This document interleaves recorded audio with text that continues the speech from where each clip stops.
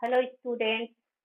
आज हम इस वीडियो में मैन पार्ट जो हमारे टेक्स्ट बुक के यूनिट 4 ट्रैवल एंड टूरिज्म के अंतर्गत रीडिंग सी में है, उसका एक्सरसाइज सॉल्व करने जा रहे हैं। मैन पार्ट में हमने पढ़ा कि मैन पार्ट में कौन कौन से दर्शनीय स्थल है, मैन पार्ट में कौन कौन से त्योहार मनाए जाते हैं और मैन पार्ट को छत्तीसगढ़ का शिमला क्यों कहा जाता है। आज सबसे पहले हम इसका एक्सरसाइज के अंतर्गत क्वेश्चन आंसर देखेंगे। तो यहाँ पर क्वेश्चन आप अपनी बुक ओपन करके रखिए। देखिए, फर्स्ट क्वेश्चन है, इस लेसन का फर्स्ट क्वेश्चन है, name the most prominent places in man part. Main part में मुख्य जो दर्शनीय स्थल है वो कौन कौन से है, उसका नाम बताइए। The most prominent places in man part are Buddha temple, tiger point, Machli point, Mehta point, Parpatiya, Dev Pravah और केव्स जो है, गुफाएं जो है वो है बांदरकोट, रक्षा मादा, भालू मादा और पैगा खोह। ये मैन पार्ट आप जब भी जाएंगे या गए होंगे, बहुत सारे लोग जो है आप में से जा चुके होंगे, वो ये सब प्लेसेस को देख चुके होंगे। और जो जाएंगे वो याद रखें कि ये जो प्लेसेस है मैन पार्ट में देखने लायक है। सेकंड क्वेश्चन है, what are the festivals celebrated in man part. Main part में कौन कौन से त्योहार मनाए जाते हैं। The festivals are celebrated in man part are the days of lord, okay यहाँ पर lord Buddha's first speech after enlightenment, the day Lord Buddha returned from heaven to meet his mother after attaining nirvana, and third है new year and fourth है Dalai Lama's birthday. Question third, Why do you think Machli waterfall is called the milky way. Milky way क्यों कहा जाता है किसको, माचली waterfall को। Question का हम जानते हैं आधा पार्ट आंसर में आता है, Machli waterfall is called the milky way because it seems cascading down like milky white Saturn.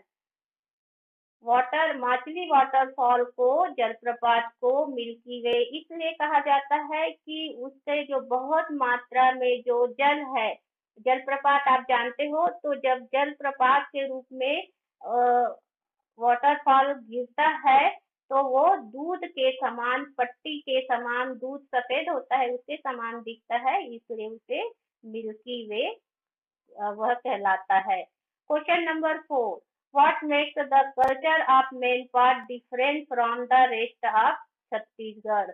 तो मेन पार्ट का जो कल्चर है, रीति रिवाज है, वो छत्तीसगढ़ के अन्य भागों के रीति रिवाज से अलग कैसे है। The culture of Mainpat is the rare in confluence of Surguja simplistic Adivasi culture and Tibetan Buddhist culture that makes the culture of main part different from the rest of the Chhattisgarh. Question number 5, how do you think main part is similar to Simla?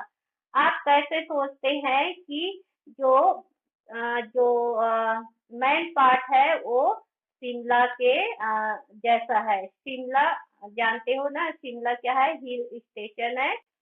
The atmosphere, वहाँ की main part की atmosphere, the climate, flora and fauna, जंतु और वनस्पति, natural scenery, प्राकृतिक दृश्य, dense forest, घने जंगल, height from sea levels of Mainpat is approximately similar to Shimla, so it is Shimla of Chhattisgarh. वहाँ की जो जलवायु है, वातावरण है और जलवायु है, वनस्पति और जंतु और प्राकृतिक दृश्य है, घने जंगल है, समुद्र से उसकी ऊंचाई है, वो सब किसके समान है, शिमला के समान है, इसलिए इसे छत्तीसगढ़ का शिमला कहा जाता है। सेकंड क्वेश्चन है, select the correct alternatives in bracket. Bracket में जो विकल्प दिया गया है उसे आप चुनकर लिखें। नंबर ऑफ स्टूडेंट्स हैव और हैज दिया है ऑप्टेड फ्रॉम फॉर साइंस, तो ये जो है अकॉर्डिंग टू सब्जेक्ट आपको चूज करना है। नंबर ऑफ स्टूडेंट्स मतलब बड़ी मात्रा में क्या है विद्यार्थी, हैव आएगा। द फर्नीचर इज सिंगुलर है। One of the children has, okay. Most of my language are, उसके बाद है the scissors is, okay. Each of my brothers has gymnastic was, खेल है gymnastic. The news was the stock is, okay. तो इस तरह से ये हो गया आपका सेकंड क्वेश्चन। थर्ड देखें, fill in the blanks with the correct form of the verbs given in brackets। Bracket में जो वर्ब दिया है उसका सही फॉर्म लिखना है। Mister John with his wife and daughter live next door, तो यहाँ क्या आएगा, यहाँ पर आपको उसकी पत्नी और बेटी भी दिख रहे हैं, लेकिन यहाँ बात हो रही है मिस्टर जॉन की, इसलिए यहाँ पर आएगा लिव। लिव लिखा है उसमें आप एस लगा देंगे क्योंकि मिस्टर जॉन क्या है third person singular number. The horse and the carriage, B का फॉर्म होता है इजारेम वॉसवर बीन, है ना। तो यहाँ पर दो बातें हो रही है, the horse and the carriage, इसके लिए क्या आएगा are, okay. Then R K Laxman the cartoonist and his brother the writer, B का भी ये हो जाएगा, क्या होगा are, okay. To take pay and then not go to work, B का फॉर्म लिखना है बैड। पेमेंट लेना और उसके बाद काम पे नहीं जाना, पेमेंट लेना और काम पर नहीं जाना कैसा है गलत है ना। तो यहाँ पर आएगा E. The United State, United State एक कंट्री है, तो एक का बोध हो रहा है इसलिए यहाँ पर आएगा has, okay. Then 10 kilometre, 10 kilometre, यहाँ पर एक लगा है तो आप बहुवचन नहीं इसको मानेंगे, ये सिंगुलर के अंतर्गत आता है इसलिए यहाँ पर आएगा ई। तो इस तरह से इस वीडियो में हमने मैन पार्ट से रिलेटेड एक्सरसाइज को हमने सॉल्व किया। Thank you.